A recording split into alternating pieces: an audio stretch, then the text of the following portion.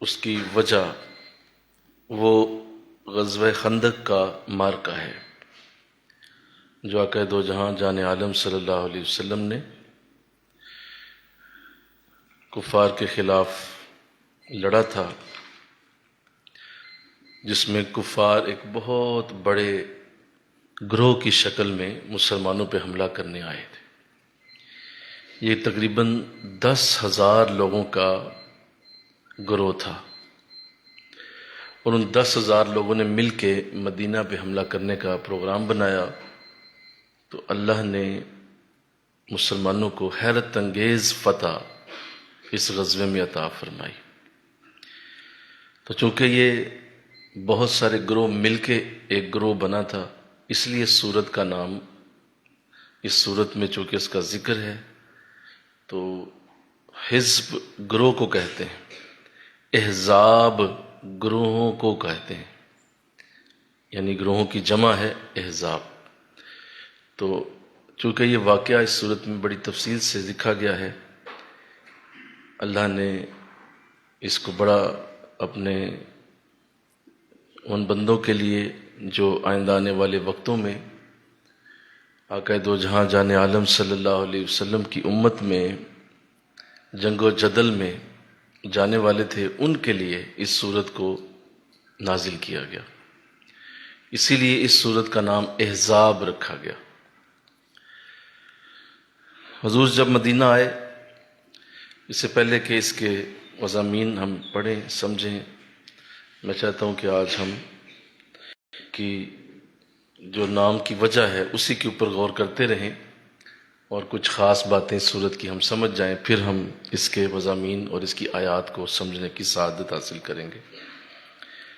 حضور اسلام جب مدینہ آئے تو آپ کے دشمنوں کا آپ کے ساتھ سازشوں کا معاملہ بہت بڑھ گیا، اور ہر طرف سے کفار اس بات کی کوشش کرنے لگے کہ کسی طرح مسلمانوں کو صفحہ ہستی سے مٹا دیا جائے۔ اس سے پہلے غزوہ احد ہو چکا تھا، اور غزوہ احد میں مسلمانوں کے لیے شکست کا دن دیکھا گیا، اور ایک بڑی تکلیف دہ صورتحال سے مسلمان گزرے تھے، جس میں آقا دو جہاں جان عالم صلی اللہ علیہ وسلم کا زخمی ہونا بھی شامل ہے، آپ کے عزیز چچا حضرت امیر حمزہ رضی اللہ تعالیٰ عنہ کی شہادت بھی شامل ہے، اور بھی 70 کے قریب مسلمان اس غزوے میں شہید ہوئے۔ تو یوں ایک بھاری نقصان ہوا مسلمانوں کو۔ اب اس بات سے کافروں کی ہمت بڑھ چکی تھی، اور وہ یہ چاہتے تھے کہ پہلے بھی ہم نے کوشش کی ہے اور اتنے لوگ ان کے مار دیے ہیں، اب ایک بڑی کوشش کی جائے اور مسلمانوں کو صفحہ ہستی سے ویسے ہی مٹا دیا جائے۔ تو اس کے لیے یہ بڑی کوششیں کرتے رہے، یہاں تک کہ آقا صلی اللہ علیہ وسلم کو شہید کرنے کی کوشش بھی کی گئی، اور آپ کے لیے بھی سازشیں بنائی گئیں، لیکن اللہ نے اپنے نبی کو محفوظ کر لیا، اور اللہ نے بچا لیا، ہر جگہ سے حضور اسلام کی اللہ نے حفاظت فرمائی۔ تو انہوں نے مل کے پھر یہ پروگرام بنایا، اور اس حزب کو اس لیے احزاب کہتے ہیں کہ اس میں 10,000 کفار شامل ہوئے، اور یہ ہسٹری کے اندر، تاریخ کے اندر اتنا بڑا کافروں کا اجتماع کبھی نہیں ہوا تھا کہ وہ مسلمانوں کو ختم کرنے کے لیے اتنی بڑی پیمانے کے اوپر فوج کو لانا، یہ پہلی بار ہوا کہ اتنے ہزار کافر مل کے مدینہ پہ حملہ کرنے آئے۔ تو آقا صلی اللہ علیہ وسلم بھی ظاہر اس صورتحال سے باخبر تھے، حضور کو بھی پتہ تھا کہ یہ سارے مل کے آ رہے ہیں۔ تو حضور نے سارے صحابہ کو بلا لیا اور بٹھا کے مسجد نبوی میں میٹنگ ہوئی کہ بتائیے ان کا مقابلہ اب کیسے کیا جائے۔ تو صحابہ نے اپنے اپنے مشورے دیے، بعض نے کہا کہ ہم اسی طرح لڑیں گے جس طرح احد میں گئے تھے، جس طرح بدر میں گئے تھے، ہم میدان میں جا کے لڑیں گے۔ تو دیگر صحابہ نے مشورے دیے، لیکن حضرت سلمان فارسی رضی اللہ تعالیٰ عنہ کا مشورہ بہت خوبصورت تھا۔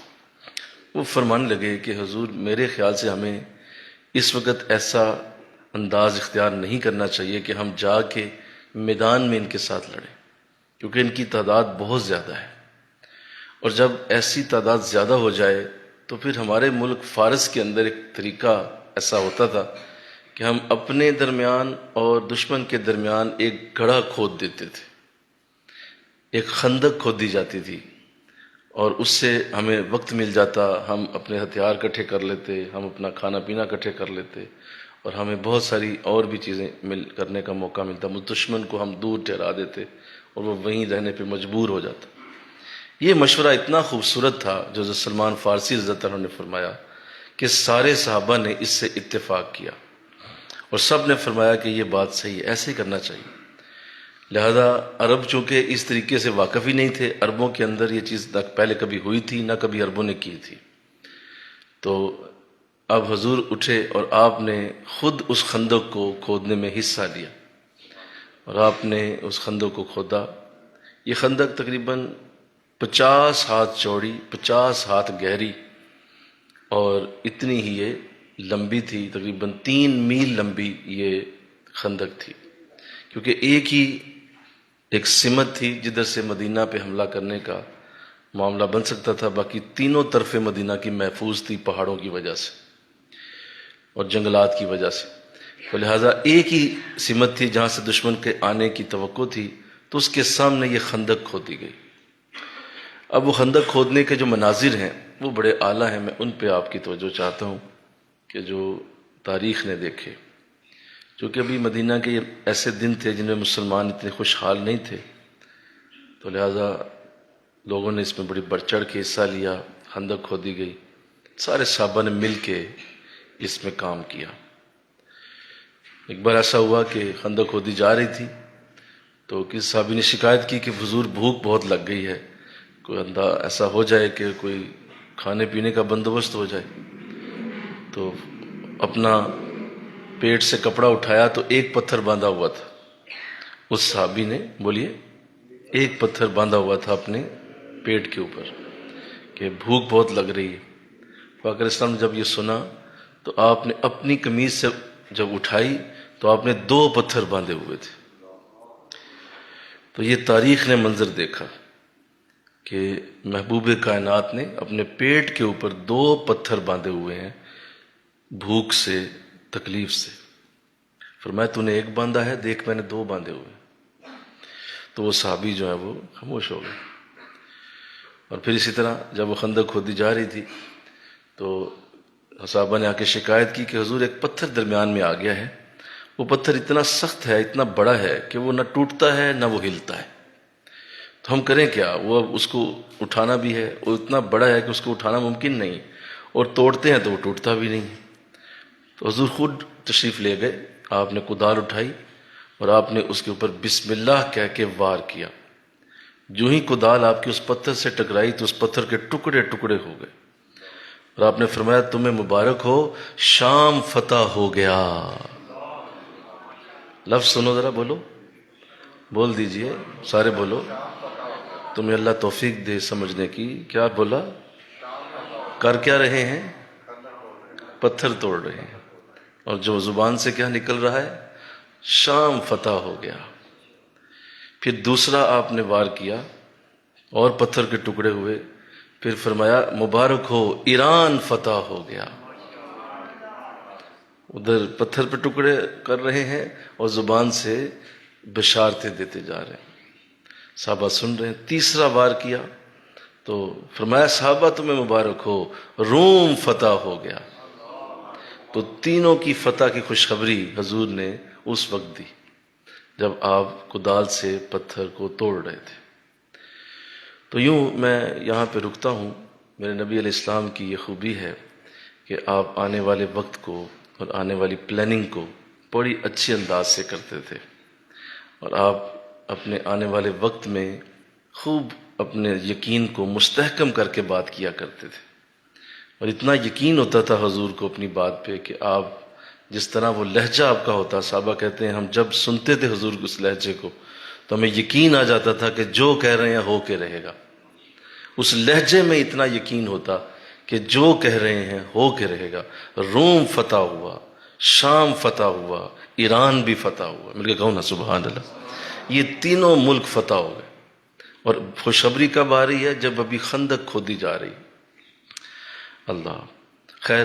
تو جب یہ خندق کھود دی گئی تو کفار کا لشکر پہنچا، تو ان کے لیے یہ ایسا نظارہ تھا کہ ان کی حیرت دنگ رہ گئی، آنکھیں کھلی کی کھلی رہ گئی، کیونکہ انہوں نے زندگی میں کبھی یہ جنگ لڑنے کا ایسا یہ طریقہ دیکھا ہی نہیں تھا کہ کبھی ایسا بھی جنگ ہو سکتی ہے کہ سامنے اتنا بڑا کھڈا تھا کہ اسے نہ کوئی گھوڑا پار کر سکتا ہے نہ کوئی انسان پار کر سکتا ہے. مجبوراً 10,000 کے اس لشکر کو وہیں اس کھڈے سے پیچھے ہی، خندق سے پیچھے ہی رکنا پڑا، اور انہوں نے خیمے لگا لیے، محاصرہ کر لیا مدینے کا کہ نہ کوئی اندر سے ادھر جا سکتا ہے نہ اندر سے باہر آ سکتا ہے. تو لہٰذا یہ دونوں طرف سے اب راستہ بند ہے. آقا اسلام چونکہ پہلے سے ہی جانتے تھے، آپ نے مدینہ میں کھانے پینے کا وافر انتظام پہلے ہی کر لیا ہوا تھا، اور کھانے پینے کی چیزیں وافر موجود تھیں کہ کئی مہینے بھی اگر محاصرہ رہتا تو بھی مدینے میں کھانے اور پینے کی کمی نہیں ہو سکتی تھی. لیکن چونکہ انہیں تو علم ہی نہیں تھا کہ آگے یوں صورتحال ہوگی، تو یہ محاصرہ طول پکڑتا گیا، یہاں تک کہ تنگ آ کے چند لوگوں نے چھلانگ لگا کے اس کو پار کرنے کی بھی کافروں نے کوشش کی، جنہیں مسلمانوں نے پکڑ کے قتل کر دیا. اور یوں پتہ چل گیا انہیں کہ اب اس کو خود جا کے پار کرنا ممکن نہیں ہے. ایک آدمی نے گھوڑے سے بھی چھلانگ لگائی، گھوڑا بھی مرا، خود بھی مرا، تو لہذا اس کو بھی وہ پار نہ کر سکے. لہذا یہ اندازہ لگ گیا کہ لگتا ہے کہ یہ معاملہ مشکل ہے. اب ان میں ایک شخص تھا جس کا نام مرہب تھا، اور وہ یہ بھی بڑا عمر بن عبد ود تھا، یہ بھی بہت بڑا جنگجو تھا، اور کفار کے اندر اس کی بڑی دھاک تھی. دھیان سے سنیے گا ذرا. عمر بن عبد ود یہ مشہور تھا کہ یہ 40 بندوں سے اکیلا لڑ سکتا ہے، اتنا طاقتور، اتنا جنگجو کہ ساری زندگی جنگوں میں گزری تھی. تو عمر بن عبد ود اس نے اپنے گھوڑے کو ایڑ لگائی اور کسی طرح سے اس نے چھلانگ لگا کے خندق کو پار کر لیا. جب پار کر لیا تو سامنے مسلمانوں کے لشکر میں جب یہ جانے لگا، رسول صلی اللہ علیہ وسلم نے حضرت علی اور مرتضیٰ شیر خدا رضی اللہ تعالیٰ عنہ کو آواز دی، فرمایا جاؤ جس طرح تم نے مرہب کا سر کاٹا تھا اس کا بھی سر کاٹ لاؤ. یہ بڑا بدبخت تھا، اور اس نے آ کے جب حضرت علی پہ وار کیا تو حضرت علی رضی اللہ تعالیٰ عنہ کی تلوار 2 ٹکڑے ہو گئے. اس قدر اس میں زور تھا. لیکن حضرت علی فرمانے لگے کہ اب چونکہ میرے پاس تلوار نہیں ہے، تیرے پاس تلوار موجود ہے، تو اب میری باری ہے. تو وہ کہنے لگا، ہنسنے لگا، کہنے لگا کہ تیرے پاس تو تلوار بھی نہیں ہے، تو کیسے مجھ پہ وار کرے گا؟ حضرت علی رضی اللہ عنہ نے بجلی کسی تیزی سے اس پہ چھلانگ لگائی، اسی کی تلوار چھین لی اس سے، اور اسی کی تلوار سے اس کا سر قلم کر دی. اس کے بعد انہیں پھر ہمت نہیں ہوئی. پھر یہ 10,000 کا لشکر جو ہے یہ وہیں پہ انتظار کرنے لگا، اور یہ 20 دن تک وہاں محاصرے میں رہے. اور یوں ان کے کھانے پینے کی چیزیں بھی ختم ہو گئیں، جانوروں کے لیے چارہ ختم ہو گیا، تفریح پھیلنا شروع ہو گئی. حضور اسلام اور باقی صحابہ مدینہ میں انتظار کر رہے ہیں، اور مدینہ کے اندر وہ انتظار میں ہیں، یہاں تک کہ اللہ نے کمال مدد یہ فرمائی کہ ایک رات سخت ترین آندھی اور طوفان، اتنا طوفان تھا کہ ان کے خیمے اکھڑ گئے، ان کے برتن اڑ گئے، ان کے جانوروں کے قلعے اکھڑ گئے، اور اتنی وہ تیز ٹھنڈی ہوا تھی کہ صبح جب ہوئی، سورج نکلا تو صحابہ نے سامنے اللہ کی قدرت کا مشاہدہ کیا. سارا میدان خالی پڑا ہوا تھا، اور یہ 10,000 کا لشکر بھاگ چکا تھا، کوئی بھی نہیں تھا. تو اگر اسلام نے ارشاد فرمایا، دیکھو اللہ نے تمہاری کیسی مدد کی آج. پھر حضور کی زبان سے ایک جملہ نکلا، دھیان کیجئے. فرمایا جس طرح تم نے آج دیکھا کہ کفار اتنی بڑی تعداد میں تم پہ حملہ آور ہوئے، لیکن اللہ نے تمہاری مدد کی. اب یاد رکھنا، اب کافر کبھی بھی اتنی بڑی تعداد میں تم پہ حملہ نہیں کر سکیں گے، ہمیشہ کے لیے تم ہی حملہ کرو گے، تمہارے لیے ہی راہ کھلے گی، یہ اب تم پہ نہیں حملہ کر سکیں گے. اور ایسا ہی ہوا. فتح مکہ تک دوبارہ کبھی بھی کافر اتنی تعداد میں جمع ہی نہیں ہو سکے جتنا حضور نے ارشاد فرمایا کہ اس کے بعد اب کافر جمع نہیں ہو سکیں. اللہ تو یوں اللہ نے بڑی خوبصورت مدد کر کے اس جنگ میں مسلمانوں کی اعلیٰ مدد فرمائی. اور اللہ نے اس کا اظہار اس صورت میں بڑے واضح الفاظ میں کیا ہے کہ یاد رکھو کہ مدد ہماری ہی ہوگی. مل کہو نا سبحان اللہ، ہم ہی مدد کریں گے تمہاری، بس تم یقین رکھو، ایمان رکھو، اور پوری طرح سے اعتماد رکھو ہمارے اوپر. ہم جب مدد کرنے پہ آتے ہیں تو ہماری ہوائی کافی، ہماری ہوائی چل پڑے تو وہی سنبھالی نہیں جاتی. تو تم نے اپنی بس اس اندر کی اس کیفیت کو اور مدد کو ذہن میں رکھنا ہے. ہم تو تمہیں اپنی ہوا سے ہی مدد دے سکتے ہیں. تو یوں اس صورت کو اس لیے احزاب کہا گیا کہ اس میں بڑی تفصیل کے ساتھ یہ واقعہ موجود ہے. میں نے پہلے اس لیے عرض کر دیا کہ جب ہم اسے پڑھیں گے تو اس میں بہت سارے اور بھی چیزیں ہیں، تو وہ پھر ہمارے ساتھ ساتھ اس کی بھی اللہ ہمیں توفیق دے سمجھنے کی. انشاءاللہ کہہ دیجیے ذرا. بسم اللہ الرحمن الرحیم. یا ایہا النبی اتق اللہ ولا تطع الکافرین والمنافقین ان اللہ کان علیما حکیما واتبع ما یوحی الیک من ربک ان اللہ کان بما تعملون خبیرا وتوکل علی اللہ وکفی باللہ وکیلا. ما جعل اللہ لرجل من قلبین فی جوفہ وما جعل ازواجکم لائی تظاہرون منہن امہاتکم وما جعل ادعیاءکم ابناءکم. صدق اللہ العظیم. ترجمہ سنیے. یا ایھا النبی، اے میرے نبی، اللہ سے ڈرتے رہو اور کافروں اور منافقین کا کہنا نہ مانو. بے شک اللہ خوب جاننے والا بڑا دانا ہے. اور پیروی کرو اس کی جو آپ پہ وحی کیا جاتا ہے آپ کے رب کی جانب سے. یقیناً اللہ جو کچھ تم کرتے رہتے ہو اس سے اچھی طرح باخبر ہے. اور اے محبوب اپنے رب پر بھروسہ رکھیے، اللہ آپ کا کارساز ہے. تو یوں یہ خوبصورت آیات جو میں نے ابھی پڑھی ہیں، ابھی اس کی 3 آیات پڑھنے کی سعادت حاصل کی ہے، جس میں اللہ واضح فرما رہا ہے کہ اے نبی سب سے پہلے تو اللہ سے ڈرتے رہو. تو یہ کتنا پیارا خطاب ہے. ایک تو حضور کو نبی کہہ کے پکارا. یہ حضور کی خوبی ہے کہ اللہ نے باقی نبیوں کو قرآن میں ان کے ناموں سے پکارا ہے. یا نوح، یا ابراہیم، یا موسیٰ، یا آدم، یا زکریا. تو اللہ نے اپنے نبیوں کو ناموں سے پکارا، لیکن حضور کو کبھی بھی نام سے نہیں پکارا. آپ کو آپ کے لقب سے پکارا. ہمیشہ کہا یاسین النبی رحمت للعالمین. اللہ نے اپنے نبی کو جب بھی پکارا ہے ان کے خوبصورت عہدوں سے پکارا ہے، ان کی خوبصورت صفتوں سے پکارا ہے جو اللہ نے آپ کو عطا فرمائی تھی. اللہ نے انہی سے آپ کو پکارا. ان میں سے ایک ہے النبی. النبی اس کا جو اصل معنی ہے عربی کی لغت میں وہ ہے غیب کی خبریں بتانے والا. ذرا بولو کیا ہے؟ نبی کا لفظی معنی ہی یہ ہے ایسا شخص جو تمہیں وہ خبر بتائے جو ابھی ہوئی نہیں، ابھی وہ ہونے والی ہے، اس کو پہلے ہی بتا دے، اسے نبی کہا جاتا ہے. تو عربوں میں نبی غیب کی خبریں بتانے والے کو کہا جاتا ہے. تو اللہ نے آپ کو نبی کہہ کے پکارا کہ آپ ایک ایسے شخص ہیں جنہیں یہ بھی پتہ ہے کہ کل کو کیا ہونے والا ہے، اللہ کے دیے ہوئے علم سے. خود نہیں، ذرا بولو میں نے کیا بولا؟ اللہ کے دیے ہوئے علم سے. خود نہیں جس سے شرک ختم ہو گیا. خود نہیں، اللہ نے آپ کو اتنا علم دیا ہے کہ اس علم سے آپ یہ جانتے ہیں کہ کل کو کیا ہونے والا ہے اور آگے کیا ہوگا، کیا آگے معاملات پیش آئیں گے. آقا دو جہاں ہر چیز کا علم رکھتے ہیں اللہ کے دیے ہوئے علم سے. یہ ذرا بول دیجئے گا، یہ ضروری ہے تاکہ لوگوں کے ذہنوں میں جو گند ہے نا وہ آپ پہ حملہ نہ کر دے. بھئی اللہ نے دیا ہے، تجھے کیا تکلیف ہے؟ میرے رب نے دیا ہے علم، جتنا چاہے دیا ہے، جتنا چاہے عطا کیا ہے. تو اللہ کے رسول کو اللہ نے نبی کہا تو نبی کا مطلب غیب کی خبریں بتانے والا ہے. اور اس میں سے ایک میں نے آپ کے سامنے ابھی عرض کر دی ہے جو خندق کے دوران آپ نے بتائی تھی. آپ نے 3 ملکوں کی فتح کی خبر دی اور وہ فتح آئندہ سالوں میں مسلمانوں نے دیکھ لی کہ نبی نے کہا تھا کہ یہ تینوں ملک فتح ہو جائیں گے تو وہ فتح ہوئے، لوگوں نے دیکھا.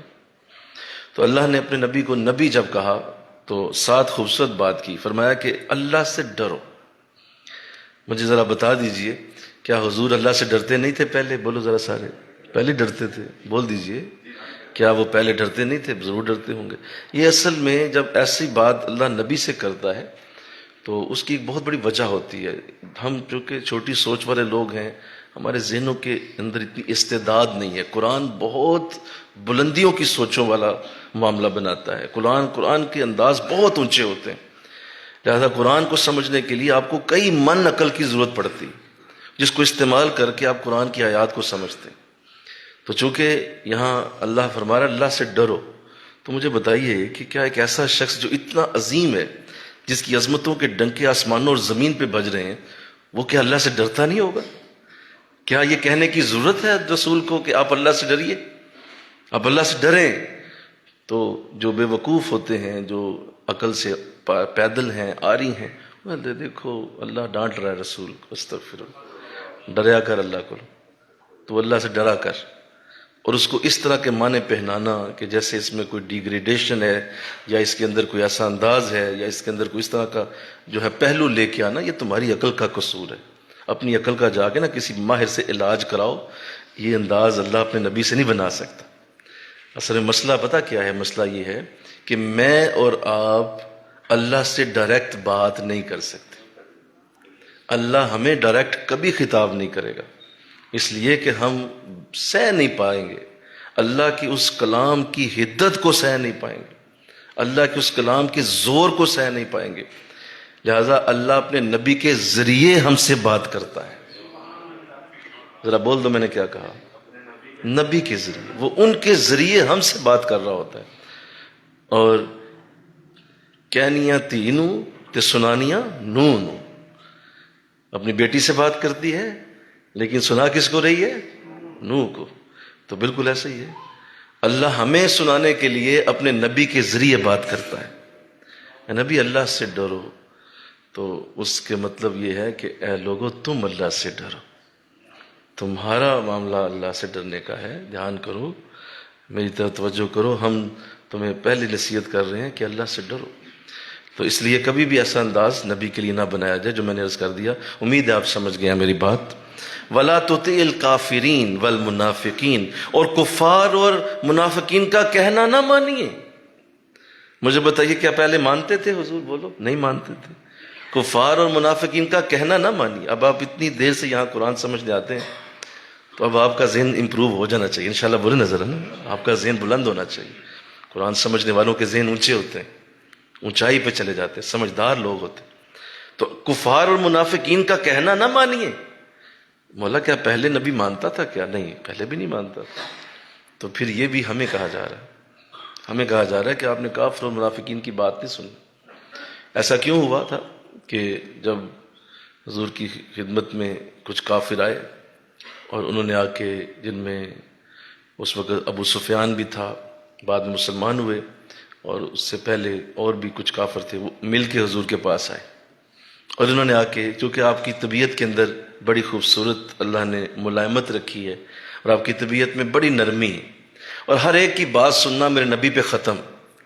کوئی بھی آتا حضور سب کی بات سنتے، سب کو آپ انٹرٹین کرتے، سب کی توجہ سے بات سنتے۔ تو انہیں یہ تھا کہ ہم جا کے بات کریں گے نا، تو چونکہ نبی بڑا نرم دل ہے تو ہماری بات سنی جائے گی اور ہم اپنی بات منوا لیں گے ان سے۔ اسی زوم میں یہ آ گئے، انہوں نے کہا کہ دیکھیں آپ ایسا کریں کہ ایسا کر لیتے ہیں کہ ایک مشورہ کر لیتے ہیں کہ آپ ہمارے معبودوں کو برا کہنا چھوڑ دیں اور اعلان کر دیں کہ یہ بت بھی شفاعت کریں گے۔ استغفر اللہ، بولو نظر، اعلان کر دیں کہ یہ بت بھی شفاعت کریں گے اور جو لوگ ان کی پوجا کرتے ہیں ان کو یہ بت بچا لیں گے۔ تو آپ بھی یہ کہہ دیں ہم بھی آپ کے خدا کو برا نہیں کہیں گے، آپ کے خدا کو ہم برا نہیں کہیں گے، آپ ہمارے بتوں کو برا نہ کہیں، اور ان کے بارے میں یہ بات کر دیں کہ یہ شفاعت کریں گے اور جو جو ان کی پوجا کرتا ہے ان کو وہ بچا بھی لیں گے۔ اب یہ اتنا بیہودہ مشورہ تھا، اس قدر بیہودہ بات تھی کہ اس سے پہلے کہ حضور کو جواب دیتے اللہ نے قرآن میں یہ آیت اتار دی۔ اب آپ سمجھے ہیں، یہ آیت اس لیے اتری کہ آپ ان کا کہنا نہ مانیے گا، یہ بدبخت ہیں، یہ کوئی آپ سے کوئی ڈیل نہیں کرنا چاہتے، یہ بس اپنی خباثت کا اظہار کر رہے ہیں، ان کا کہنا نہ مانیے گا، اور اللہ خوب جاننے والا بڑا دانا ہے۔ اور اس قدر حضور کو اس پہ کوفت ہوئی، آپ خاموش رہے۔ حضرت عمر رضی اللہ تعالیٰ عنہ قریب کھڑے تھے، انہوں نے تلوار نکال لی باہر، پھر میں حضور حکم کریں ان سب کے سروں کو اتار دیتا ہوں۔ ان بدبختوں نے ایسا عجیب جملہ بولا ہے، بتوں کو شفاعت کا اختیار دیا جائے اور بتوں کو کہا جائے کہ بت بچانے والے ہیں، تو میں تو ان کی جو ہے وہ اس وقت میری تلوار فیصلہ کرے گی، آپ مجھے حکم تو دیں۔ اللہ تو آقا علیہ السلام نے منع فرمایا، اور آپ نے فرمایا کہ نہیں، میں نے انہیں امان دی ہے۔ ہاں یہ ضرور آپ نے کہہ دیا کہ اس بات کے بعد اب تم مدینہ میں رہ نہیں سکتے، تم چلے جاؤ یہاں سے، مدینہ سے نکل جاؤ، میں تم سے کوئی بات نہیں کرنا چاہتا، نہ ہاں نہ نہ، کوئی بات نہیں، چلے جاؤ یہاں سے۔ تو آقا علیہ السلام نے اسے پہلے کہ آپ خود کوئی جواب دیتے، اللہ نے قرآن میں آیت اتاری کہ آپ نے ان کی بات نہیں سننی ہے اور نہ ہی آپ نے ان کی بات کے اوپر کوئی عمل کرنا ہے۔ آگے فرمایا اس چیز کی پیروی کیجئے جو اللہ نے آپ پہ وحی کی ہے۔ ہم جو وحی کرتے ہیں نا آپ پہ، اصل میں وہ ہے، وہ وحی اللہ کا اصل پیغام ہے، وہ جو ہم آپ پہ اتار رہے ہیں، بس اسی کی پیروی کیجئے، اسی کو دیکھیے ہم آپ سے کیا بات کرتے ہیں اور اسی کے اوپر عمل کیجئے، اس کے سوا اور آپ کی کوئی ڈیوٹی نہیں ہے۔ اللہ خوب جانتا ہے جو کچھ آپ کر رہے ہیں۔ وَتَوَكَّلْ عَلَى اللَّهِ، ذرا دھیان کیجئے گا، یہ سارا کچھ کر لو، ہر چیز کے اوپر عمل کر لو، ان کی بات نہ سنو، اور پھر کیا کرو، اللہ پہ پورا بھروسہ رکھو۔ اے نبی مجھ پہ بھروسہ رکھو، میرا نبی مجھ پہ بھروسہ رکھے، میرے اوپر پورا دھیان رکھے، ہم تمہارے ساتھ اچھا ہی کرنے والے ہیں۔ وَتَوَكَّلْ عَلَى اللَّهِ، اللہ پہ بھروسہ رکھو۔ وَكَفَى بِاللَّهِ وَكِيلًا، اور اللہ بڑا بہتر کارساز ہے، وہ بڑا بہتر کام کرنے والا ہے، بڑا اعلیٰ کارساز۔ مجھے آپ کی توجہ چاہیے، اللہ نے جہاں اپنی صفت کا اظہار کیا، اللہ پہ بھروسہ رکھو۔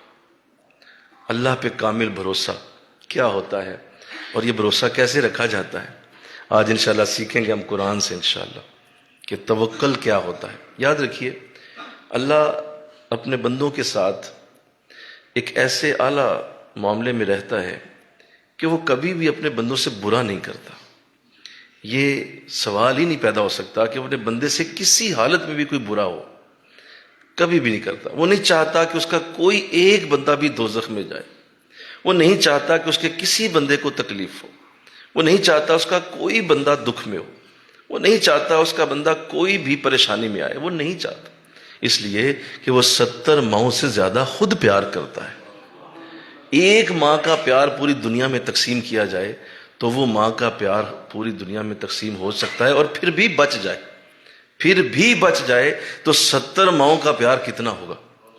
تو ایک شخص سے اللہ 70 ماؤں زیادہ محبت کرتا ہے، وہ کبھی کسی کی تکلیف، کسی کی پریشانی، کسی کا دکھ نہیں چاہتا، نہ اسے دوزخ میں ڈالنا چاہتا ہے۔ یہ اس کے لیے حرام ہے، وہ اپنے اوپر حرام کر چکا ہے لوگوں کو تکلیف دینا، لوگوں کو پریشانی میں ڈالنا، لوگوں کو دکھوں میں ڈالنا، اس کے اوپر نہیں۔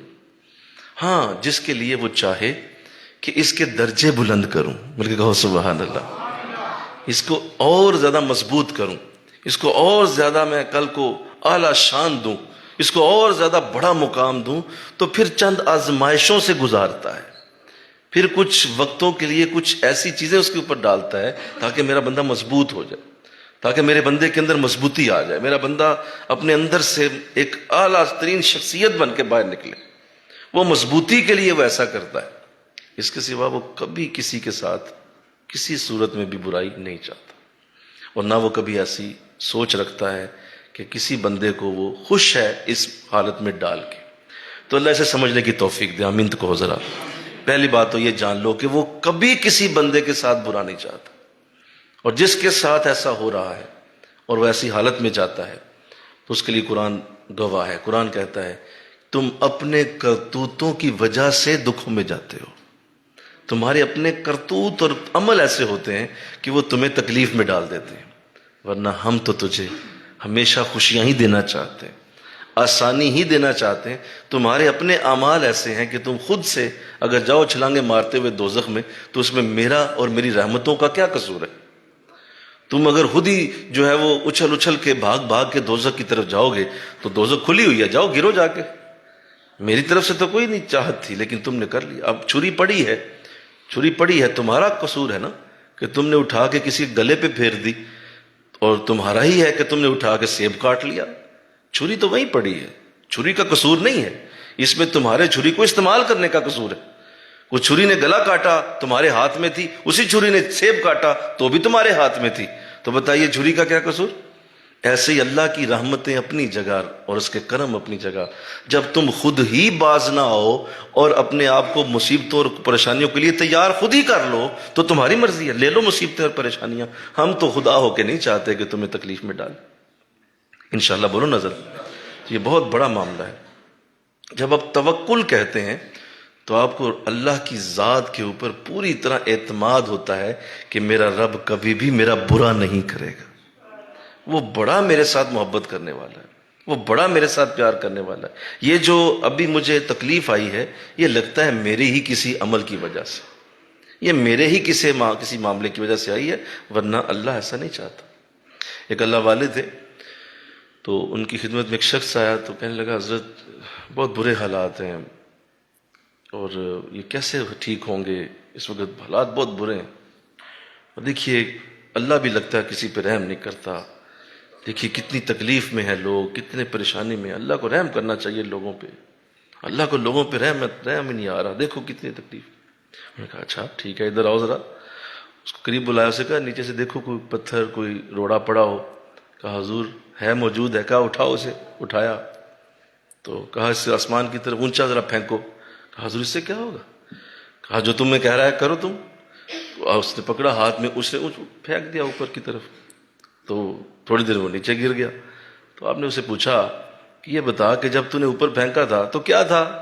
کہا حضور پتھر تھا۔ کہا جو نیچے آیا وہ کیا تھا؟ کہا وہ بھی پتھر ہی تھا۔ تو کہا بے وقوف، جیسے اعمال اوپر بھیجو گے ویسے ہی رزلٹ نیچے آئیں گے، تم جو کر رہے ہو وہی بھگت رہے ہو۔ اللہ کو کیا کہتے ہو؟ تم نے پتھر پھینکا اوپر سے پھول تو نہیں نیچے آیا؟ بولو نا بھائی، وہ تم نے اوپر پتھر پھینکا ہے تو پھول تو بن کے تو نہیں نہ آیا، وہ پتھر ہی نیچے آیا ہے۔ ایسے ہی جو کرو گے اسی طرح کے رزلٹ اوپر سے نیچے آ جائیں گے، بات ختم۔ آج تم سب نیک ہو جاؤ، آج تم سب بڑے ہو جاؤ، اچھے ہو جاؤ، تو اللہ کی طرف سے سارے اچھے رزلٹ نیچے آنا شروع ہو جائیں گے، ساری اچھی رحمتیں نیچے آنا شروع ہو جائیں گی، برکتیں نیچے آنا شروع ہو جائیں گی۔ تو پہلے تو اس کنسپٹ کو ٹھیک کیا جائے ذرا، انشاءاللہ بولو ذرا۔ کبھی بھی حالات کا رونا نہیں روتے، حالات کا رونا رونے والے جاہل، بے وقوف اور اللہ سے دور لوگ ہوتے ہیں۔ حالات کا رونا وہی روئے گا جو بالکل اللہ کو جانتا ہی نہیں ہوگا، وہ حالات کا رونا، حالات بہت خراب ہو گئے، حالات کیا، حالات آپ کے اپنے پیدا کردہ ہیں، آپ نے خود بنائے ہیں، آپ خود اٹھیں اور اٹھ کے اسے چینج کر لیں۔ اللہ آپ کو چینج کرنے کی پوری قوت دیتا ہے، اللہ آزادی دیتا ہے، اٹھو اور اپنے حالات بدل لو، ہم نے تمہیں کوئی روکا ہے؟ اور قرآن میں اللہ نے واضح فرمایا اللہ اس وقت تک کسی قوم کی حالت نہیں بدلتا جب تک کسی کی قوم خود اپنی حالت نہ بدل لے، خود اپنی حالت نہ بدل لے، اللہ کسی کی حالت نہیں بدلتا، خود اٹھو اور بدل لو۔ بھئی اب کپڑے روز خود چینج کرتے ہیں کہ فرشتے آ کے چینج کرتے ہیں؟ ذرا بتاؤ نا ذرا، سارے ذرا بولو نا بھائی، ذرا بول دو یار۔ نہیں، فرشتے آتے ہیں بدلنے کے لیے، خود ہی بدلتے ہو نا، تو لہٰذا اللہ ایسی حالات بھی تمہارے خود نہیں بدلے گا، خود اٹھو اور بدل لو، اپنے حالات چینج کر لو، اللہ بدل دے گا۔ اچھے حالات خود ہی پیدا کرو۔ تو کہو نہیں دیکھیں ہم نے تو غریب ہی مر جانا ہے، غریب ہی رہ جانا ہے، ہم نے تو اسی طرح رہنا ہے، ہمارے حالات تو کبھی ٹھیک ہو ہی نہیں سکتے، ہم تو جناب شروع سے ہی دیکھیں نا، باپ بھی ہمارا ایسے ہی تھا، ہم بھی ایسے ہی ہیں، ہم نے تو کبھی خوشی کے دن دیکھے ہی نہیں۔ تو یہ جو تمہارے مایوس کن جملے ہیں، اس کا مطلب ہے تمہیں اپنے رب پہ بھروسہ نہیں ہے، یہ بھروسہ نہیں ہوتا۔ اور ایسے لوگ زندگی میں ہمیشہ پریشان رہتے ہیں جنہیں اپنے رب پہ بھروسہ نہ ہو، وہ بھروسہ نہیں رکھتے، انہیں اپنے رب پہ کامل اعتماد ہی نہیں ہے، وہ جانتے ہی نہیں ہے کہ وہ کتنا کریم ہے، مل کے کہو نا سبحان اللہ، کتنا کرم کرنے والا ہے، کتنا فضل کرنے والا ہے، وہ نہیں جانتا۔ اور چونکہ علم نہیں ہوتا، اس علم نہ ہونے کی وجہ سے ہر وقت حالات کا رونا روتے رہتے۔ اللہ پہ کامل بھروسہ، سنیے حضور اسلام نے ارشاد فرمایا، آقا اسلام کی حدیث، فرمایا جس نے اللہ پہ کامل بھروسہ کیا اللہ اسے وہاں سے رزق دے گا جہاں سے اس کی سوچ بھی نہیں ہوگی۔ اس جملے کو دل پہ لکھ لو، جس کو کامل بھروسہ اللہ پہ ہو گیا اللہ اسے وہاں سے رزق دے گا جس سے اس کی امید بھی نہ ہو، سوچ بھی نہیں وہ سکتا کہ کہاں سے آئے گا، لیکن اگر اللہ پہ بھروسہ ہے اللہ دے گا، کیونکہ اللہ کے ساتھ جب کوئی بھروسے پہ چلتا ہے اور کہتا ہے میرا رب مجھے دے گا، اور اعتماد رکھتا ہے اس بات پہ، تو اللہ اس بات کو نوٹ کر لیتا ہے۔ اور حضور کی حدیث ہے، فرمایا کہ جب اللہ پہ کوئی بھروسہ کر کے کوئی بات کر دیتا ہے اور کہہ دیتا ہے یہ ہوگی، میرا رب کرے گا، تو اللہ فرماتا ہے میرے بندے نے میرے ساتھ نیک گمان رکھا ہے، میرے بندے نے میرے ساتھ نیک گمان رکھا ہے، اچھی سوچ رکھی ہے، میرا بندہ میرے بارے میں اچھی سوچ رکھ رہا ہے، اور میں رب ہو کے نہیں چاہتا کہ جو میرے بارے میں اچھی سوچ رکھے میں اس کی سوچ توڑ ڈالوں، نہیں، وہ جو سوچ رہا ہے ہم اسی طرح بن جائیں گے، اس کے لیے اسی طرح ہم بنیں گے اس کے لیے، یہ جو سوچ رہا ہے۔ ہاں سوچے اندر سے صحیح، مضبوطی سے سوچے کہ میرا رب میرے ساتھ ایسے کرے گا۔ حضرت عیسیٰ علیہ السلام کی بڑی پیاری بات ہے، اللہ کرے وہ بھی سمجھ آ جائے، اور مجھے بڑی یاد آئی تھی بڑے پرانے وقتوں میں، جب شروع میں جب تھوڑا بہت شروع کیا تھا رزق کمانا، اس وقت یہ حدیث حضور کی زبان اقدس سے سنی، آپ کی یہ پڑھی، اور حضرت عیسیٰ علیہ السلام کے بارے میں آپ نے فرمایا کہ عیسیٰ فرماتے ہیں، میرے نبی میرے بھائی عیسیٰ نے فرمایا کہ اگر تم اللہ پہ کامل بھروسہ کرو تو تم پرندوں کی طرح ہواؤں میں اڑ سکتے ہو، مچھلیوں کی طرح پانی میں تیر سکتے ہو۔ اگر اللہ پہ کامل بھروسہ کرو تو تم بھی اڑ سکتے ہو، لیکن چونکہ بھروسہ نہیں ہوتا، اور ایسے عجیب ہماری قوم کا حال ہے، اس کا جوان تو ہے مایوس تو ہے ہی ہے، اس کے بوڑھے اس سے بھی زیادہ مایوس ہیں۔ ایسی یہ ہماری بدنصیب قوم ہے کہ اس قوم کے جوان تو مایوس نظر آتے ہی ہیں، بوڑھے لوگوں کو بھی مایوسی کی بیماری لگی ہوئی ہے کہ کسی طرح کسی بوڑھے کے پاس بیٹھ جائیں صحیح، اس نے آپ کو اپنی بھی 10 بیماریاں لگا کے آپ کو بھیج دینا، بجائے یہ کہ اتنی زندگی دیکھی ہے، اتنی عمر گزری ہے، تو کوئی تیرے پاس بیٹھا ہے اسے اچھی امید دلاؤ، اس کو اچھی باتیں سناؤ، اس کو یہ کہو بیٹے کوئی بات نہیں، زندگی اسی طرح ہوتی ہے، زندگی کے معاملات، ہم نے زندگی گزاری ہے پتر، 80-90 سال عمر ہو گئی ہے، لہذا تسلی رکھ، اللہ دینے والا ہے، کہو نا سبحان اللہ، بولو تسلی رکھ، اللہ عطا کرنے والا ہے، اللہ دے گا تجھے میرا پتر، ہم نے زندگی دیکھی ہے، اور ایسا ہی ہوتا ہے، اللہ دینے والا، اللہ دے دیتا ہے۔ الٹا جو بیٹھے گا پاس اس کو بھی ہیپیٹائٹس کا مریض بنا کے بھیج دیں گے۔ ایسی بد نصیب، ایسی مایوس قوم ہے ہماری کہ ہمارے بزرگ زیادہ مایوس ہیں، اور ان کو زیادہ اس بات کی بیماری لگی ہے کہ اللہ پہ نہ بھروسہ کرنا کبھی، نہ پتر، یورپ جاؤ اتنے کمائی زیادہ ہے، اللہ پہ بھروسہ نہیں کرنا، اللہ پہ بھروسہ نہ کرنا، اتنے کچھ نہیں ہے، اتنے ٹوٹ جا۔ یہ ظلم ہے بہت بڑا، اللہ معاف کر دے، بس آمین تو کہو ذرا۔ مایوسیاں نہ پھیلائیں، اللہ پہ کامل بھروسہ سکھائیں، اللہ پہ کامل بھروسہ سکھائیں، میرے بیٹے اللہ پہ کامل اعتماد رکھ، وہ دیتا ہے۔ اور جب کوئی کر لیتا ہے اللہ پہ بھروسہ، اللہ سارے زمین آسمان کے فرشتوں کو حکم دیتا ہے، میرے بندو، جو میرے فرشتوں، جو میرے بندے نے سوچ لیا ہے لکھو، ذرا ساری رکاوٹیں دور کر دو اس کے آگے سے، اور ہم دیں گے اسے، ہم دیں گے۔ کیوں؟ اس نے ہمارے اوپر بھروسہ کر لیا، ہمارے اوپر اس نے پورا اعتماد رکھا، ہمارے اوپر پورا دھیان کیا۔ اب دیکھیے حضور اسلام کیسے بھروسہ والے تھے، اور اس کے بعد آپ کے صحابہ کیسے بھروسہ والے تھے، اللہ والے کیسے بھروسے والے ہوتے ہیں، کیسے اللہ پہ اعتماد رکھتے ہیں۔ آقا اسلام مدینہ سے باہر آپ ایک جگہ پہ آرام فرما رہے ہیں، اور آپ لیٹے ہوئے ہیں کہ ایک کافر قریب سے اس نے دیکھ لیا، اور اس نے کہا موقع اچھا ہے، اور اس نے آپ ہی کی تلوار پکڑ لی جو قریب پڑی تھی، اس نے پکڑ کے تو اٹھا لی، اسے جب اٹھائی تو حضور کی آنکھ کھل گئی، آپ بھی کھڑے ہو گئے، اور اس نے تلوار کھول کے سامنے رکھی، اس نے کہا محمد صلی اللہ علیہ وسلم اب آپ کو میرے ہاتھ سے کون بچائے گا؟ فرمایا میرا اللہ۔ جو ہی یہ کہا اس کے ہاتھ کانپنے لگے، تلوار ہاتھ سے گر گئی، کہا میرا اللہ، لفظوں میں اتنا زور تھا، میرا اللہ بچائے گا، ہاتھ کانپ گئے، تلوار گر گئی، بھاگ گیا، کہا کدھر جاتا ہے واپس آ، لیکن اس نے کچھ نہیں، نکل گیا ادھر سے۔ اتنا بھروسہ اللہ کی ذات پہ، اس قدر اللہ کی ذات کے اوپر پورا اعتماد، پورا بھروسہ کہ ایک لفظ بولا اور اللہ نے اسی وقت تاثیر اتار دی۔ چونکہ ہم بھروسے والے لوگ نہیں ہیں، ہمارے اندر یہ قوت ہی موجود نہیں، لہذا اس وجہ سے پھر ہمارے اندر وہ برکت نہیں رہ گئی، وہ ہمت نہیں رہ گئی۔ اسی طرح حضور کے صحابہ بھی حضور علیہ السلام سے ایسا کامل بھروسہ سیکھا ہوا تھا اللہ سے، اللہ پہ ایسا کامل اعتماد سیکھا ہوا تھا، پتہ تھا کہ میرا رب ہمیشہ ہماری مدد کرے گا، ہمیشہ ہمارے ساتھ رہے گا، وہ کبھی بندوں کو تکلیف میں نہیں دیکھنا چاہتا، اس کے بندے تکلیف میں آئیے وہ کبھی برداشت ہی نہیں کرتا۔ صحابہ خوب جانتے تھے، اللہ کے رسول نے ایسا سکھا دیا ہوا تھا کہ ذہن کے اندر یہ راسخ ہو چکی تھی بات کہ اگر اللہ کرے گا تو ہی کام بنے گا، اللہ ہی عطا کرے گا، اللہ ہی دینے والا ہے۔ اللہ دیکھیے ذرا دھیان کیجئے، ایک صحابی رسول ہے، غزوہ بدر ہو رہا ہے اور سیدھی آ کے تلوار اور تیر جو ہے وہ سیدھا آنکھ میں لگتا ہے، ڈیلا باہر آ جاتا ہے۔ اب بجائے یہ کہ اس وقت وہ ڈیلا وہ آنکھ لے کے کسی حکیم کے پاس بھاگتے، وہ خون و خون اسی طرح چہرہ لے کے سیدھا حضور کی بارگاہ میں آ گئے، عرض کیا کہ حضور ذرا مجھے یہ میری آنکھ تو جوڑ دیجئے۔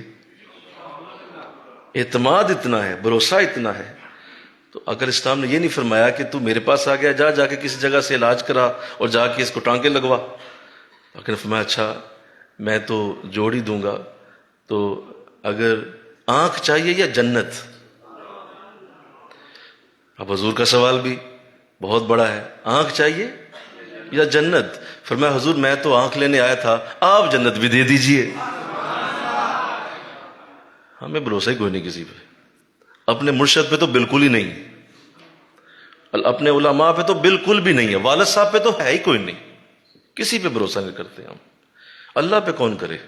اللہ تو بہت بڑی ذات ہے نا، ہمیں تو اپنے قریب لوگوں پہ بھروسہ نہیں ہوتا۔ کیوں کرا میں؟ بھائی آپ نے کرنا ہے، اللہ کروا دیتا ہے۔ تو کہا کہ آپ مجھے جنت بھی دے دیجئے، میں تو آنکھ لینے آیا تھا۔ تو آقا مسکرا دیے، فرمایا اللہ، ہاتھ میں پکڑا، آنکھ جگہ پہ رکھا، ہاتھ پھیرا، پھونک ماری، ویسے جڑ گئی جیسے کبھی نکلی ہی نہیں تھی۔ فرمایا کہ جا تجھ سے جنت کا بھی وعدہ کرتا ہوں۔ کامل بھروسہ کہ یہ شخص سب کچھ کرنے والا ہے، یہ کر سکتا ہے، یہ کرے گا، یہ کرنے والا ہے، اس کو عطا کیا گیا ہے، یہ دے سکتا ہے، یہ اسی لیے آیا ہمارے پاس، یہ ہمیں دینے ہی تو آیا ہے، یہ کرم ہی تو کرنے آیا ہے، فضل ہی تو کرنے آیا ہے۔ تو صحابہ نے بڑا کامل بھروسہ کیا حضور، بڑا اعلیٰ بھروسہ۔ اس طرح اس کے بعد اللہ والے آئے دنیا میں، بے شمار اللہ والے، وہ بھی کامل اعتماد والے تھے، اپنے رب پہ کامل بھروسہ رکھتے تھے، انہیں پتہ تھا کہ ہمارا رب ہمارے ساتھ کبھی بھی برا نہیں کر سکتا، جو ہم نے اپنے رب کے ساتھ بنا لیا ذہن، میرا رب اسی طرح کرے گا۔ حضرت معین الدین چشتی اجمیری رحمۃ اللہ، دھیان کیجئے گا، ابھی داتا صاحب کا عرس بھی گزرا ہے، ابھی داتا صاحب کا عرس بھی گزرا ہے ماشاءاللہ، 983واں عرس تھا، کتنواں جی؟ 983 ایئرس۔ اتنا لمبا عرصہ کسی اللہ والے کا نام گونجتا رہے تو وہ جھوٹ ہو سکتا ہے؟ ذرا بول دو یار، جھوٹ کی عمر 983 سال ہو سکتی ہے؟ یہ تو ممکن ہی نہیں، کوئی غلط شے اتنے عرصہ چل سکتی ہے؟ سوال ہی پیدا نہیں ہوتا، جھوٹ کی عمر اتنی نہیں ہو سکتی۔ 983 سال، ایک لفظ ہے منہ سے منہ بھر جاتا ہے 983 بولتے ہوئے، منہ پھول جاتا ہے پڑھتے پڑھتے، 983، اتنا بڑا اللہ نے کرم حضرت دادا صاحب رحمۃ اللہ علیہ کو عطا فرمایا۔ ابھی آج بڑی خوبصورت بات ہم سن رہے تھے، بیٹھے ہوئے علامہ صاحب بیان کر رہے تھے، وہ فرمایا وہاں پہ درس ہو رہا تھا تو اس میں بڑی اچھی بات کر رہے تھے، سر دست میں عرض کرنے لگا میرا موضوع کوئی اور ہے، لیکن چلے گفتگو میں دادا صاحب کا نام آیا تو ضرور ان کی بھی شان بیان ہونی چاہیے، انشاءاللہ کہو نا ذرا، لگتا ہے انہوں نے کہا ہے کہ ذرا ہماری بھی بات کر دیں، کتنا خوبصورت آپ کا اللہ نے شان کا انداز بنایا۔ وہ علامہ صاحب بیان کر رہے تھے کہ ہر طرف شور مچا ہوا تھا، سال پہلے کی بات ہے کہ بابے کچھ نہیں ہوندے، استغفر اللہ بولو نا، شور مچا ہوا تھا، بابے کچھ نہیں ہوندے، بابے کچھ نہیں کر دے، بابے ہو رہی تھی۔ تو ایسا بدبخت تھا کہ اتنا عرصہ شور مچاتا رہا کہ بابے کچھ نہیں کر سکتے، بابے کچھ نہیں کر سکتے، آج آئے یہاں دیکھ کے آ کے بابے کیا کر سکتے ہیں نہیں کر سکتے، یہ بعد کی بات ہے۔ تم نے جو ان کی دودھ کی سبیل لگتی ہے نا، تم تو ایک پاؤ دودھ نہیں کٹا سکے ان کی دودھ کی سبیل میں سے۔ دیکھو آج اسی طرح رش ہے، اسی طرح ہزاروں لوگ آئے ہوئے ہیں، اسی طرح فاتحہ خوانی ہو رہی ہے، اسی طرح قرآن پڑھا جا رہا ہے، مل کے کہو نا سبحان اللہ بولو، اسی طرح درس ہو رہے ہیں، اسی طرح علماء بیٹھے ہیں، لنگر تقسیم ہو رہے ہیں، دودھ پلایا جا رہا ہے، بلکہ کہہ رہے تھے کہ پچھلے سال 400 من دودھ تھا، اس سال 450 من دودھ ہو گیا۔ تو بھونکتا رہا ہے کہ بابے کچھ نہیں ہوتے، تو پائیا دودھ نہیں کٹا سکا ان کا۔ آئے مجھے بڑا مزہ آیا سن کے، کہو نا سبحان اللہ۔ داتا کی شان تو کیا کم کرے گا، تو ان کا بولو پائیا دودھ نہیں کٹا، بڑا مزہ۔ اللہ تو خیر، اللہ والے اعتماد والے لوگ ہوتے ہیں، انہیں کامل اعتماد ہوتا ہے۔ اور جب وہ آیا تھا آپ کے پاس، وہ بد نصیب تھا اس وقت لیکن بعد میں خوش نصیب ہوا، اور وہ جادوگر تھا، آپ کے پاس آیا اور کہنے لگا کہ آپ کیا یہ لوگوں کو بتوں کے خلاف، آؤ میرا مقابلہ کرو، میں ہندو ہو کے تیرا مقابلہ کرتا ہوں۔ کہا چل تیرا مقابلہ کیا کرنا ہے، تو بتا تیرا کیا ہے تیرے اندر، جو تو دکھانا چاہتا ہے دکھا دے، پھر میں بھی دیکھتا ہوں تیرا مقابلہ میں کرتا ہوں یا کون کرتا ہے۔ حضور دادا صاحب کے کہنے پہ کہنے لگا اچھا آپ نہیں پہلے کچھ کریں گے؟ کہا نہیں، تو پہلے کر لے جو تو کرنا چاہتا ہے۔ وہ واقعی ہوا میں اڑا، سامنے دیکھا لوگوں نے، ہوا میں اڑنے لگا۔ آپ مسکرائے، کہا بس ہو گیا، اوپر ہوا میں ہو؟ کہا جی میں ہوا میں ہوں، آؤ تم بھی آؤ نا ہوا میں۔ کہا میرا ہوا میں آنے کی کیا ضرورت ہے؟ آپ نے جوتا اتارا، جوتے سے کہا لے کے آئے اس کو نیچے، ہو نا سبحان اللہ، جوتیاں اڑ کے ہوا میں چلی گئی، مار مار کے سر کے اوپر اس کو نیچے لے آئے۔ میرا اڑنے کی کیا ضرورت ہے، میری جوتیاں ہی کافی تھی تیرے لیے۔ مسلمان ہو گیا، آپ کا مرید ہوا، اور آپ کا ایک ہی خلیفہ ہوا، وہ ہندو جوگی مسلمان ہو گیا۔ تو کامل اعتماد تھا کہ میرا رب مجھے کبھی بھی ڈاؤن نہیں ہونے دے گا۔ یہ جب تک آپ اندر سے یقین نہیں رکھتے آپ کی لائف میں کبھی چینج نہیں آتا۔ اندر سے یقین رکھو، انشاءاللہ بولو نا ذرا۔ اللہ اپنے نبی سے کہہ رہا ہے وَتَوَکَّلْ عَلَى اللَّهِ، نبی سارا کچھ کر لے اور اس کے بعد اپنے رب پہ بھروسہ کر لے، بس توکل علی اللہ وکفا باللہ وکیلا، ہم خود تیرا ہر کام ٹھیک کرنے والے ہیں، ہم تیرے سارے کاموں کو ٹھیک کر دیں گے، تم ہمیں تو سامنے رکھو، پہلے ہمارا نام پہلے لو، ہمارے لیے سب سے پہلے ہمارے پاس آؤ۔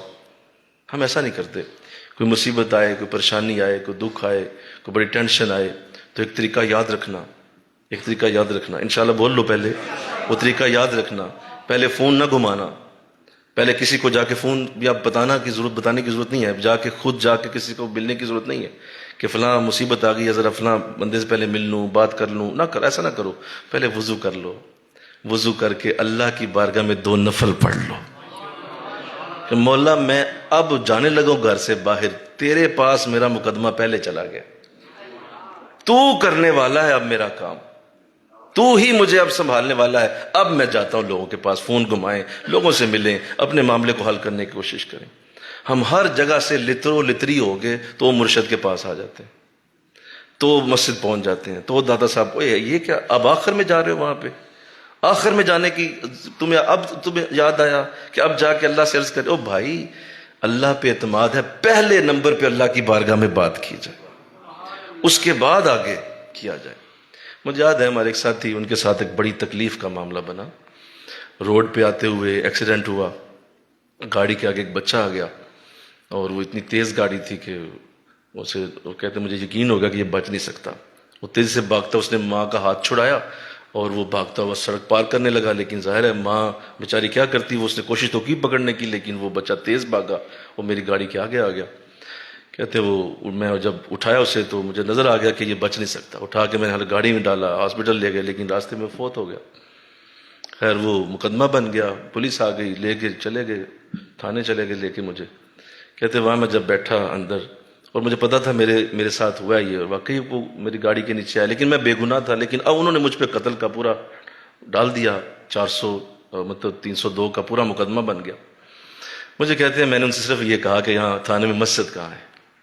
بولے کہو نا سبحان اللہ، تھانے میں مسجد کہاں ہے؟ انہوں نے کہا جی وہ کیا کرنی ہے آپ نے؟ کہا جی بس مجھے بتا دیں۔ کہا جی یہ ساتھ ہماری چھوٹی سی مسجد ہے تھانے میں۔ کہتے ہیں میرے ساتھ کوئی بے شک سپاہی بھیج دیں، مجھے وہاں جانا ہے۔ کہتے ہیں میں چلا گیا، وضو کیا اور جا کے میں نے اللہ کی بارگاہ میں سر سجدے میں رکھ دیا۔ میں نے کہا مولا تو جانتا ہے کہ میں بے گناہ ہوں، صرف تو جانتا ہے، پوری کائنات میں کسی کو نہیں پتا کہ معاملہ کیا ہے، تو دیکھ رہا تھا کہ میں تو اپنے دھیان سے جا رہا تھا، نہ میرا کوئی ارادہ تھا اس کو نیچے دینے کا، جان بوجھ کے دینے کا میرا کوئی ارادہ نہیں تھا، وہ تو خود ہی میری گاڑی کے نیچے آ گیا۔ تو مولا اب تیرا ہی سہارا ہے اور مجھے اب کوئی سہارا نہیں۔ کہتے ہیں جی بس ایسا معاملہ بنا کہ وہ سارے اکٹھے ہو گئے، اس کے عزیز بھی آ گئے، انہوں نے کہا جی 302 کا مقدمہ کریں آپ اس پہ۔ کہتے میرے والد صاحب بھی آ گئے، بھائی جان بھی آ گئے، ان سب نے پھر بڑے پیار سے کہا کہ بھئی دیکھو آپ اس بات کو سمجھیں کہ یہ قتل کا مقدمہ ہے اور یہ ہو گیا ہے، اب اور کوئی حل نہیں۔ تو والد صاحب کہنے لگے ٹھیک ہے بیٹا، اگر تیری زندگی میں یہ لکھا ہے تو کیا ہو سکتا ہے، بس ایک آخری بات ہم ماں سے کر لیں۔ کہ ماں سے کو بلایا گیا، اتنا بتا دیں بس کہ کیا اللہ کو حاضر ناظر جان کے کہتی ہو کہ یہ بچہ جو ہے وہ خود بھاگ کے گاڑی کے آگے آیا یا انہوں نے خود دیا؟ اب اس ماں کو اللہ نے پتہ نہیں اس وقت کیا ہدایت دی کہ اس نے فوراً یہ کہا، اس نے کہا نہیں، میں اگر اللہ کی بات، اللہ کی قسم اٹھانے کو کہتے ہو تو میں جھوٹی قسم نہیں اٹھا سکتی، میرا بچہ خود ہی بھاگ کے آگے آیا تھا۔ کہتے بس یہ سننے کی دیر تھی، وہ جو انسپیکٹر تھا وہ بھی کچھ سمجھدار آدمی تھا، اس نے کہا خدا کے بندو، یہ پہلے ایک جان ضائع ہو گئی ہوں دوجی بھی کرن لگے ہو، ایک جان ہو گئی نہ ضائع، ان اس کو بھی پھانسی چڑھانے لگے ہو، 2 بندے مارو گے ان، نہ کرو خدا کے لیے، اور باقی چھوڑو، بتاؤ کتنے پیسے لوگ؟ ان کا جی 30,000 روپیہ دے دو۔ اسی وقت 30,000 دے کے کہتے میں دوبارہ جا کے سجدہ شکر ادا کیا۔ پہلے اللہ کے پاس جاؤ گے بچ جاؤ گے، ذلت سے بچ جاؤ گے، اعتماد اس پہ رکھو، اعتماد اس پہ کرو جو تمہارا کارساز ہے، باقیوں کے پاس بعد میں جاؤ۔ انشاءاللہ بولتے ہو، سمجھتے ہو اس بات کو؟ کبھی اس یہ غلطی نہ کرنا۔